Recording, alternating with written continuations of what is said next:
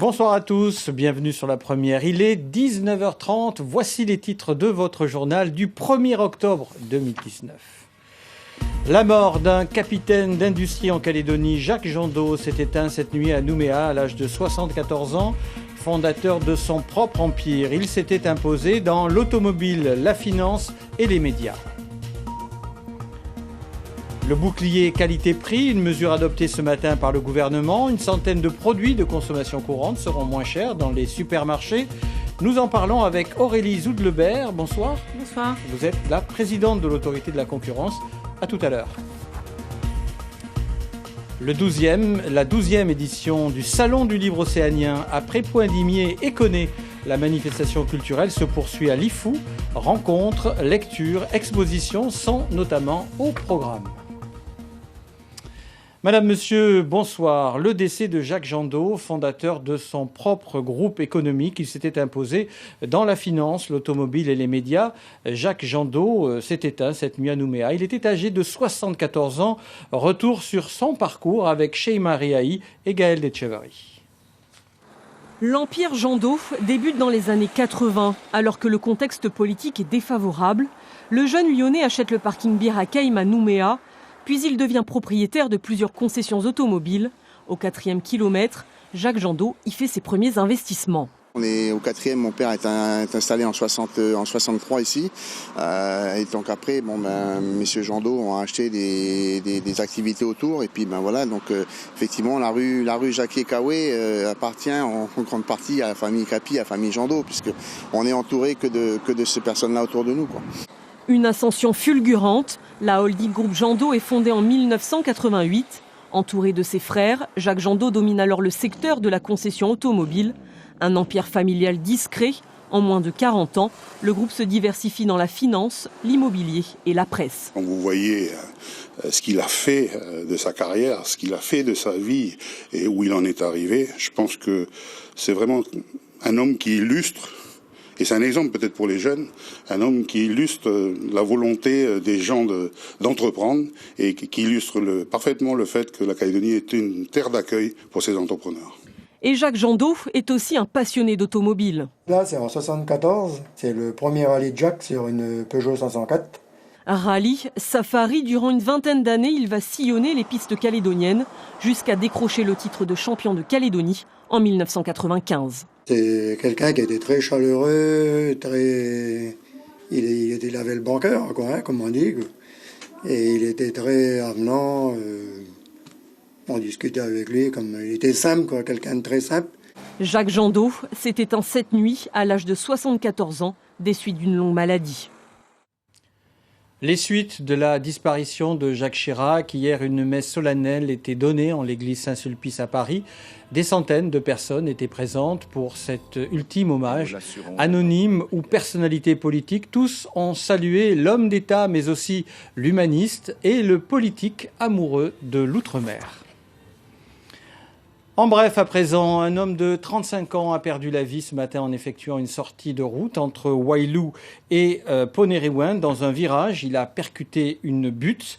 Le passager, âgé d'une trentaine d'années, a été éjecté, très gravement blessé. Il est décédé avant de pouvoir être héliporté au dispensaire vers le Médipôle de Dumbéa. Le conducteur a été, lui, très légèrement blessé.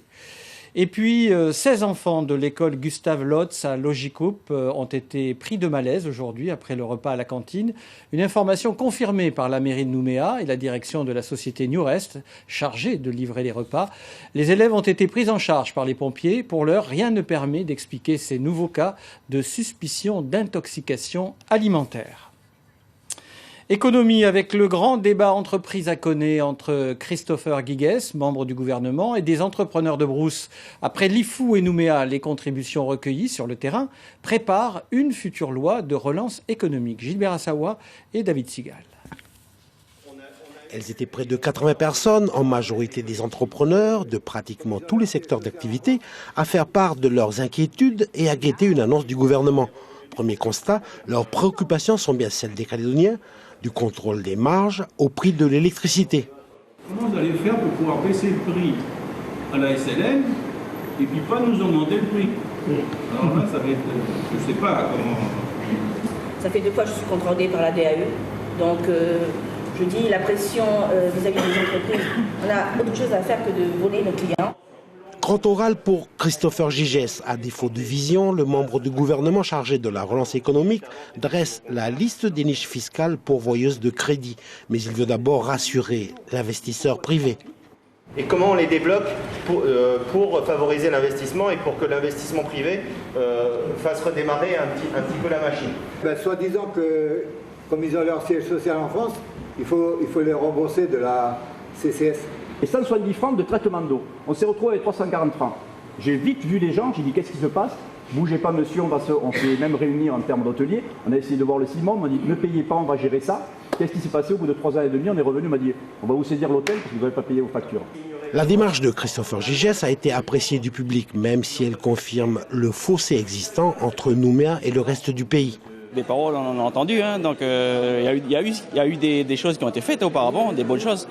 Mais maintenant, on attend les actes, quoi. Des travaux et puis de l'investissement privé. Il faut faire de la défiscalisation, il faut faire pour relancer l'économie. Aujourd'hui, il y a un millefeuille administratif et c'est un des points qui est ressorti de ces grands débats, de ce millefeuille administratif. Il faut le simplifier. C'est l'élément numéro 1 de la loi de relance, d'avoir une relation entre l'administration et les entreprises qui est réformée, qui est modernisée, pour que les entreprises travaillent mieux et pour que les entreprises réembauchent en Nouvelle-Calédonie. Si le soutien de l'État a été évoqué, sa représentante à Koné n'a fait qu'assister à la réunion. Mais la relance, du moins son financement, sera bien discutée au prochain comité des signataires. Dans l'actualité sociale, ce mouvement de grève aujourd'hui à la Chambre d'agriculture, une initiative de 2 syndicats, le SGT-INC et la CFE-CGC. Ils dénoncent une dégradation des conditions de travail. Les salariés considèrent qu'ils ne sont pas impliqués dans les prises de décision. Au chapitre économique, le budget supplémentaire 2019 a enfin été adopté par le gouvernement. Il va être proposé, déposé au Congrès afin d'y être examiné le 30 octobre. Un budget propre qui s'élève à 6,4 milliards de francs CFP. On écoute les explications de Johan Lecourrieux, membre du gouvernement en charge du budget, au micro de Sylvie Méhoun et Charoyane. Nous avons eu à faire un ajustement à la baisse des différentes recettes, et notamment dû à la baisse du rendement de la TGC, de manière très significative, car il y a environ 7,8 milliards en moins de rendement de la TGC prévu sur l'année 2019, ce qui a été une obligation donc, pour les directions de la Nouvelle-Calédonie de vraiment choisir et de trier et de garder les dépenses nécessaires et qui seront exécutées d'ici la fin de l'année 2019. Autre titre de l'actualité, le bouclier qualité-prix. La mesure a été adoptée ce matin par le gouvernement. Concrètement, de réelles économies sont attendues par les Calédoniens. Avant d'en parler avec notre invité, une question: où trouver cette centaine de produits qui seront moins chers? Explication Thierry Rigoureux. C'est maintenant une obligation pour tous les super et hypermarchés du pays. Proposer certains produits moins chers que d'autres. Et cela concerne tous les rayons. Aliments pour bébés, céréales, lait, légumes surgelés ou encore produits d'hygiène corporelle. Au final, des produits de consommation courante choisis par la grande distribution et les producteurs calédoniens qui seront protégés par le bouclier qualité-prix. Concrètement, plus le magasin est grand, plus sa liste de produits moins chers est importante. 100 produits pour un hypermarché, 70 pour un supermarché et 50 pour les commerces plus petits. Au final, économie attendue pour les consommateurs pour le même panier, plus de 3 000 francs dans le Grand Nouméa, plus de 1 300 francs sur la Grande Terre et près de 8 000 francs économisés dans les îles. Enfin, le gouvernement annonce pour la fin octobre un autre bouclier comportant exclusivement des produits frais, poissons, viande, fruits et légumes. Aurélie Zoud-Lebert, rebonsoir. On vient de l'entendre, certains produits vont être protégés, seront protégés par ce bouclier. Mais est-ce que les économies sont garanties ? Alors le principe du bouclier qualité-prix qui est proposé d'abord par les professionnels et qui a été étendu par arrêté du gouvernement consiste effectivement à vérifier que l'ensemble du panier des 100 produits, par exemple dans un hypermarché, ne dépassera pas 32 000 francs et même le principe, c'est que les enseignes peuvent essayer de faire moins cher en négociant mieux leur prix de revient ou leur coût d'achat auprès des producteurs. Et ça, vous allez le contrôler ? Alors oui, la DAE, Direction des Affaires économiques, est chargée du contrôle et de la réglementation des prix, assurera le contrôle du bouclier qualité-prix pour vérifier que le plafond n'est pas dépassé. Ce qu'il faut bien avoir en tête par contre, c'est que les différents produits ne seront pas forcément au même prix dans les différents magasins. Et il pourrait y avoir une concurrence sur le niveau même du bouclier qualité-prix, certains se mettant au plafond, mais d'autres préférant peut-être le mettre à 30 000, à 28 000, pour attirer le client chez eux et puis essayer de les satisfaire sur d'autres produits peut-être un peu plus chers. Il risque d'y avoir un système de produits d'appel sur lesquels on va attirer le client et puis peut-être garder les mêmes prix ailleurs, c'est ça ? Alors en tout cas, produit d'appel, il est vrai que le bouclier qualité-prix peut servir d'appel à la clientèle, mais ce qu'il faut bien voir, c'est que cette centaine de produits, ça correspond à peu près à 85% d'un panier d'un Calédonien. Donc c'est plutôt sur le delta qu'éventuellement il pourrait y avoir un rattrapage sur des prix plus chers sur d'autres produits. Ça, c'est au consommateur aussi de faire attention dans sa logique d'achat à éviter de prendre ce dont il n'aurait pas forcément besoin ou pensé au départ. Ce bouclier, ça fonctionne depuis quand ? Alors, ça fonctionne en Nouvelle-Calédonie depuis aujourd'hui, grâce à l'accord interprofessionnel qui a été signé par les deux grandes enseignes et puis le syndicat des commerçants, le syndicat des importateurs, la fédération des industries. Et donc, dès ce week-end, en fait, de ce soir, dès demain, ce bouclier s'applique. Voilà. Alors, normalement, il devrait y avoir dans chacun des magasins concernés un affichage avec une mention BQP comme bouclier qualité-prix pour informer le consommateur. Alors, est-ce qu'on parle là que des hypermarchés et des supermarchés ? On oublie les supérettes, on oublie les moyennes surfaces, ou elles sont toutes concernées ? Alors, ne sont concernés que les magasins de plus de 500 mètres carrés. Donc, ça veut dire les grandes supérettes ou les moyennes surfaces, si vous voulez, et puis les super et les hyper. Pour les petites surfaces, il faut bien rappeler qu'il y a une réglementation quand même pérenne des marges en Nouvelle-Calédonie sur les produits de première nécessité, le riz, le lait, les pâtes, etc., qui plafonnent la marge du commerçant. Et celle-là, elle demeure. Donc, même dans les petites surfaces, pour les produits de première nécessité, il reste un contrôle des prix. Est-ce que, dernière question rapidement, il y a un observatoire des prix, un site sur lequel on va voir où on peut trouver telle et telle denrée. Est-ce qu'il faut une autre application plus interactive, plus réelle Alors, en tout cas, nous, ce qu'on avait proposé l'année dernière au précédent gouvernement, c'était de privilégier donc un accord de baisse des prix, ce qui aboutit, et surtout de mieux informer les consommateurs pour qu'ils puissent comparer les prix entre eux. Et là, dans les échanges avec le gouvernement, on a insisté sur le fait qu'on pourrait créer une application qui consisterait, par exemple, à passer un produit avec son smartphone sur le code barre et voir dans la zone alentour à combien est le produit dans les autres magasins. Et si au total, sur notre panier, on voit que c'est moins cher ailleurs, voire on peut le faire chez soi avant d'aller au magasin, eh bien ça favorisera la concurrence et ça obligera le consommateur à être actif. Aurélie Zaude-Lebert, merci pour avoir accepté notre invitation ce soir. Les paniers de légumes naturels à la ferme à Dumbéa, une structure cultive notamment des tubercules sans aucun intrant chimique. Chaque semaine, 100 kilos de légumes sont produits, mais pour l'heure, les consommateurs se font attendre. Explication Brigitte Wap et Laura Chintu. Jennifer, Camer et moi cueillent quelques radis pour mettre dans les paniers qui sont préparés pour les clients du jour. Une récolte qui commence tôt pour que les commandes puissent être livrées dans la même journée. Elle coupe les légumes dans les différentes parcelles de l'exploitation. Ici, dans la zone 5, on a comme légumes, on a des radis, des carottes, 3 variétés de salades. On a quoi? Des choux chines, des choux japonais. Ça, le chou japonais, c'est un légume ancien. Et après, ensuite, on a de la betterave qu'on essaie de faire pousser. Et la roquette, des aubergines et tout ce qui est aromate. Dans cette ferme de Dumbéa travaillent 2 ouvriers agricoles, un chef d'exploitation et son adjointe. Ici, on récolte des haricots, des tomates ou encore des concombres. Mais certains légumes sont moins connus, comme ces embreuvades. On mange les graines qui sont dedans, là. C'est comme des haricots, on fait bouillir, puis après, on peut manger après. Les fleurs, parmi les légumes, ne sont pas là par hasard. En effet, ces œillets d'Inde sont utilisés comme plantes auxiliaires. Son odeur éloigne certains ravageurs. Dans cette exploitation, tout est réfléchi pour traiter naturellement le sol. Là, ici, il y a de la coriandre.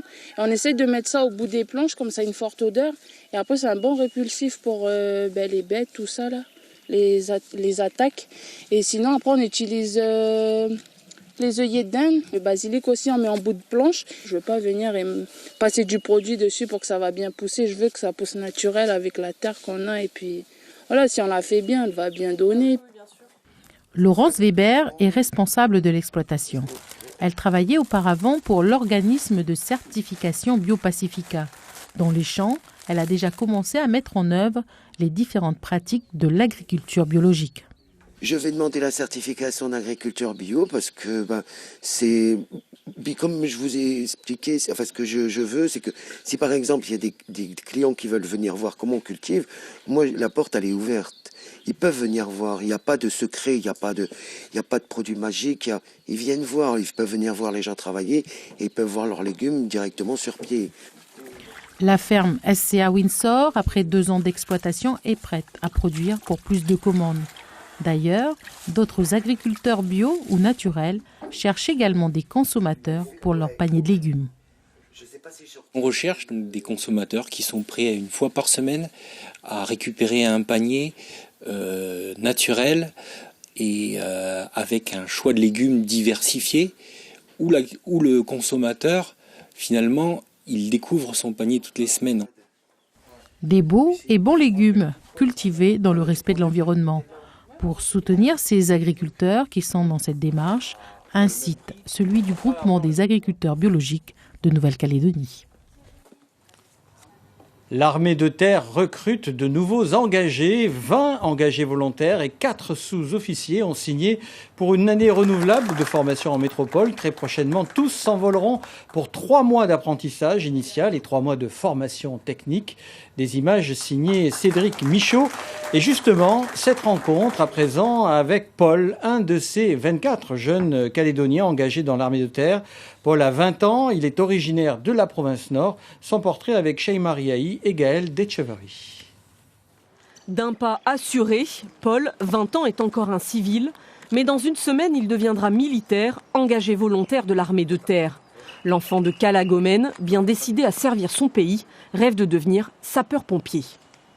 L'armée parce que voilà, il y a un cadre respectueux aussi et parce que on passe beaucoup de formations là-bas, on peut avoir beaucoup de diplômes et c'est un but pour moi aussi de aider aussi les personnes.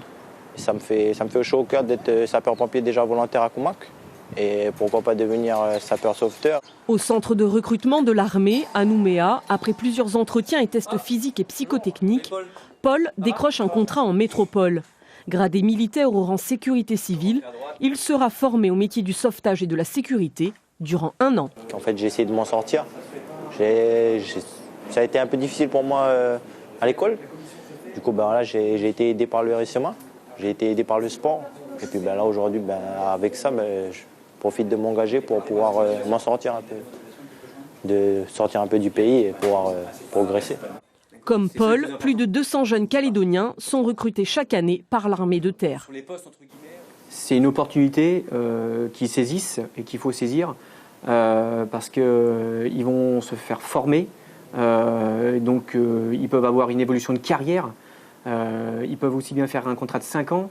Au bout de contrat de 5 ans, trouver une reconversion et pouvoir revenir sur leur terre et ensuite donner la bonne parole à leurs cousins, à leurs enfants et ensuite créer une dynamique. Un engagement et des concessions. Vice-champion du monde longue distance de Vaha, Paul a mis sa carrière sportive entre parenthèses pour réaliser son rêve de gosse. De la culture pour finir et après Koné et Poindimier, le 12e SILO, le Salon international du livre océanien, poursuit son tour de Calédonie et fait halte à Lifou pour 2 jours. Au programme ateliers, conférences, dédicaces et rencontres avec la population, Caroline Antich-Martin et Laura Chintu. Quand les premiers missionnaires sont arrivés où ils sont arrivés? Je veux dire pour toute Nouvelle-Calédonie. Ils sont arrivés sur la Grande Terre ou ils sont arrivés sur les îles? Alors les catholiques sont arrivés en 1843 en Grande-Terre, à Balade, et les protestants sont arrivés en 1841 à Marie. François Reynard a beau être un éminent spécialiste de l'histoire de France, il connaît peu le passé de la Nouvelle-Calédonie. Cette visite à l'école pastorale de Béthanie lui permet d'assouvir sa soif de connaissances et de constater qu'ici aussi, on aime les livres. Moi j'écris des livres d'histoire et là je trouve ça merveilleux parce que de découvrir là qu'on m'apprenne les histoires, comment le protestantisme s'est installé ici, comment il a été organisé sur les îles, etc. C'est pour moi c'est du bonheur absolu parce que on lit des choses sur l'évangélisation de l'Océanie. Bon, d'accord, ça c'est dans les livres, mais quand on voit là la mer, les missionnaires qui arrivent, cette bâtisse dans laquelle on est qui a été construite dans les années 1870, je crois, j'ai entendu, ou 1880. Enfin voilà, c'est pour quelqu'un qui aime l'histoire, c'est passionnant. C'est un endroit qui est important et puis ça a aussi un lien avec l'histoire de Lifou et donc c'était important pour nos auteurs, surtout nos auteurs internationaux, de comprendre dans le monde dans lequel on vit. Des échanges passionnants sans précédent, c'est la première fois que le Silo s'invite à Lifou. Les organisateurs mettent l'accent sur la jeunesse avec des rencontres dans 5 établissements scolaires, publics et privés. Ainsi, ce face-à-face entre ces élèves de première L du lycée des Îles et Alice Zénitaire, lauréate du concours des lycéens en 2017 pour son roman L'art de perdre. Je balade tout le temps des cahiers et puis quand j'ai une idée, je vais la noter. Comment créez-vous vos personnages ? Votre livre est-il inspiré de faits réels ? L'auteur se prête volontiers au jeu des questions-réponses sur cette saga familiale qui retrace la quête d'identité d'une petite fille de Harki. Réfléchir aux questions de la colonisation, des populations indigènes, de qui a le droit de dire une histoire, de qui a accès à la bonne maîtrise de la langue, à la lecture, au marché du livre qui est une donnée chère et tout ça. C'est aussi des choses que je peux partager ici, que j'ai déjà partagé avec les auteurs et les autrices de Nouvelle-Calédonie et que j'ai envie de partager avec les lycéens aussi qui sont peut-être les futurs auteurs et autrices, je l'espère. Ça nous a aidé ça va nous aider dans nos études parce que on fait des lectures analytiques et puis voir comment certains auteurs ils réagissent, ça va beaucoup nous aider. C'était super parce que c'est la première fois que je rencontre un auteur d'un livre que j'ai lu. Du coup, c'est chouette de voir cette personne qui écrit derrière cette production. Et je suis content du résultat, on va dire. Elle est vivante, elle a du charme. C'était super. Le 12e silo a pour thème les liens. Ils continueront de se tresser demain entre les auteurs et les habitants de Lifou. Et voilà qui met un terme à cette édition. Avant de nous quitter, une précision. Demain, votre journal sera diffusé à 18h30 et ce en raison de la Coupe du Monde de rugby. Donc on se retrouve donc demain à 18h30. D'ici là, passez une excellente soirée sur la première, évidemment.